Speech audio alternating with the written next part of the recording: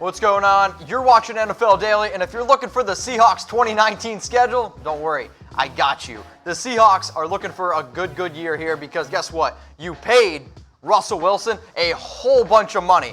Plus, you added Ziggy Ansah. You added Mike Iupati, okay? But you lost Earl Thomas, Doug Baldwin, and Frank Clark. Those are all huge losses on offense and on defense. And I'm really interested to see what the Seahawks can do this year because last season they led the league in rushing yards, I was super surprised to see that. But hey, get rid of Tom Cable. That's the kind of stuff that happens. Now let's look at Week 1 versus the Bengals, the Seahawks 2019 schedule. I'm bringing it to you. Week 1 versus the Bengals, the Seahawks, this is going to be a big-time W for them against Andy Dalton. The Bengals not going to have A.J. Green. Week 2 at the Steelers, a very tough game, because then Week 3 also a very tough game. If the Seahawks can win at least one of those games against the Steelers or the Saints, I think they're going to be sitting pretty. So I'm thinking 2-1 going in Week 4 at the Cardinals, a game where they need to win. But Kyler Murray, I think, is going to be a very solid quarterback, and he's also going to he's trying to probably resemble a lot of his game after a guy like Russell Wilson. Week 5 versus the Rams on Thursday Night Football. As you can see, whoever made the Seahawks schedule, I don't think it was all too kind to them because then they got to go at the Browns and then versus the Ravens, two teams who are going to be battling it out for a playoff spot. Then Week 8 against the Falcons. Don't sleep on the Falcons. I get it. They were 7-9 last year.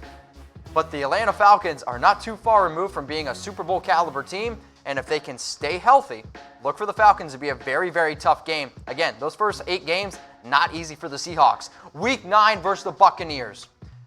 Seattle should literally be able to go up and down the field on this Bucs defense. Probably the worst defense in the entire NFL. And if there's a team that can't run the football, it's the Buccaneers. Ronald Jones, Peyton Barber, give me a break. Week 10 at the 49ers on Monday Night Football. Monday Night Football, Jimmy Garoppolo, Seahawks, an NFC West Division rivalry game.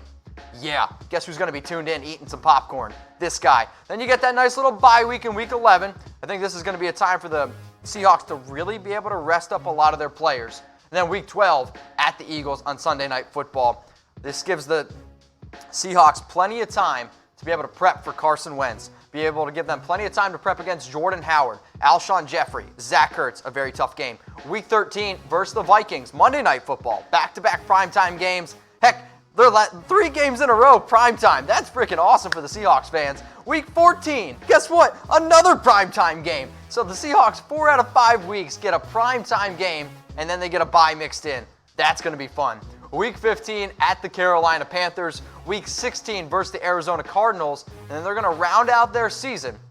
Week 17 versus the 49ers. And I think by this time, the Seahawks are going to be crushing the hopes and dreams of the 49ers making the playoffs. So last season, the Seahawks went 10-6. So what's going to be their record in 2019? You go out, you pay Russell Wilson a whole bunch of money. Like $35 million a year. Like the most expensive player in the entire NFL. You lose Doug Baldwin. You lose Frank Clark. How can this Seahawks team get it going in 2019? So what I want you to do is predict their record at 10-6. And if you're a Seahawks fan and you're like, Mitch, the Seahawks are going to the playoffs and the Seahawks are going to win the Super Bowl, guess what? Put your money where your mouth is. Go to MyBookie. Go to chatsports.com/MyBookie. It's the link below. It's the orange thing that says play now. Okay? Cool.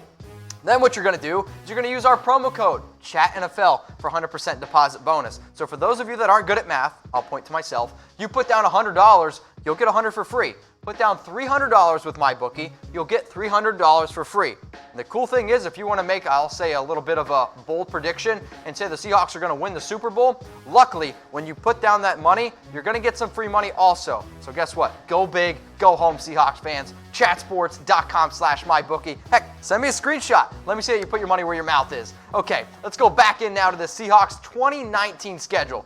Week 1 versus the Bengals. Against the Red Rifle without A.J. Green. You better win that game. Week 2 at the Steelers into Pittsburgh. This is going to be a tough matchup. So think about this. Ben Roethlisberger led the league last year with 5,129 passing yards, 34 touchdowns, 16 interceptions. You really want to get underneath Big Ben's skin? You need to be able to intercept the ball. I want to see how this Seahawks defense does without Earl Thomas, without Frank Clark. It's going to be a real test to see how they do against the Pittsburgh Steelers in Week 2. Week 3 versus the Saints, another elite offense. Drew Brees, 10 out of the last 11 years, has thrown for 30 touchdowns. You know who else threw for 30 touchdowns last year? Russell Wilson. And it's pretty mind-blowing, the fact that he threw for 35 touchdowns, because he only threw the ball 429 times. Russell Wilson threw for 35 touchdowns and only had 280 completions. That is absolutely mind-blowing. You want to talk about a guy who should get MVP credit? I'll make this argument. There is no player in the NFL more important to his team than Russell Wilson. Who else is with me? Get a hell yeah in the comments section. Week 4 at the Cardinals. You're going up against Kyler Murray. Kyler Murray, I guarantee you, wants to be the next Russell Wilson. What more do I need to say about it? Week 5 versus the Rams on Thursday Night Football. This is going to be one of those games where I think these are the top 2 teams in this division. They're going to be the teams battling it out, and whoever wins this game could be a real deciding factor, and ultimately, who wins the division. Like, the Rams, I don't think are going to be as good as what they were a season ago. Todd Gurley is banged up. What's a good way to keep Cooper Kupp, good way to keep off Brandon Cooks, Jared Goff off the field, is to be able to establish that running game. Can Chris Carson get over 1,000 rushing yards again? Can the Seahawks lead the league in rushing? An easy way to not let Aaron Donald kill Russell Wilson is to be able to run the football down the Rams' throat. Interested to see what they can do in Week 5 there. Week 6 at the Browns. Baker Mayfield, all the hype. OBJ, all the hype in the world. Can the Seahawks shut up the Browns fans and just be like, hey guys, you're still the Browns. Week 7, you're going up against Lamar Jackson. Who likes dual threat quarterbacks? Me. Pick me. Lamar Jackson going up against the Seattle Seahawks. I predict these 2 teams, who both finished 10-6 last year, to run the football more than any other team in the game. Heck, over under 10 passing attempts by both teams combined in this game. Now, if you want to be able to compete against Mark Ingram, Lamar Jackson, keep those guys off the field, establish that running game with Chris Carson, who had a heck of a year. 247 carries, 9 touchdowns, 4.7 yards per carry for the guy out of Oklahoma State. Shout out to the Pokes. Here's the thing, though. Another running back, Rashad Penny. Rashad Penny, Chris Carson, a dynamic duo. Really want to see how the Seahawks incorporate both of those players. And then Week 8 at the Falcons. The Falcons are a solid team in the dome. Can the Seahawks control Matt Ryan? Can the Seahawks control Julio Jones? Julio Jones is one of those players where I don't know if you can stop him, but if you can contain him, that's how you beat the Falcons. Week 9 versus the Tampa Bay Buccaneers. The Tampa Bay Buccaneers last year were the #1 passing team in the NFL. It's hard to believe. They averaged 320 passing yards per game. But Jameis Winston, Bruce Arians, they're going to throw the ball a lot.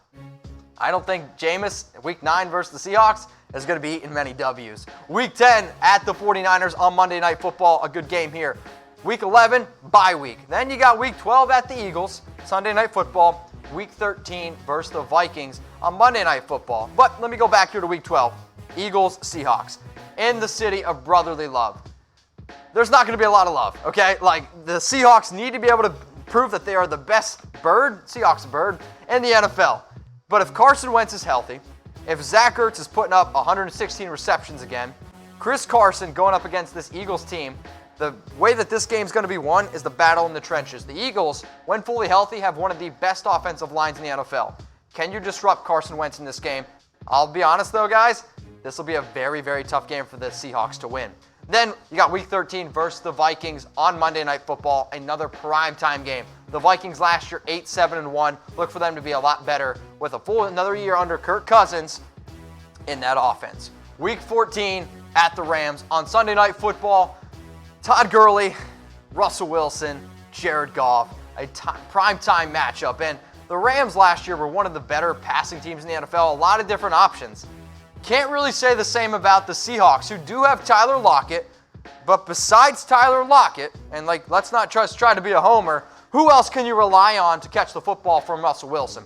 I love me some Tyler Lockett. He's able to stretch the field, but if you want to be able to compete in the NFL and be an actual playoff caliber team, you need to find some other reliable receivers because Doug Baldwin is no longer there. Week 15 at the Carolina Panthers. Russell Wilson going up against Cam Newton. Cam dealt with a little bit of a shoulder injury. Can you slow down Christian McCaffrey? It's going to be a big thing to look at in this matchup. Last season, Christian McCaffrey set the NFL record for most receptions by a running back, breaking Matt Forte's current record.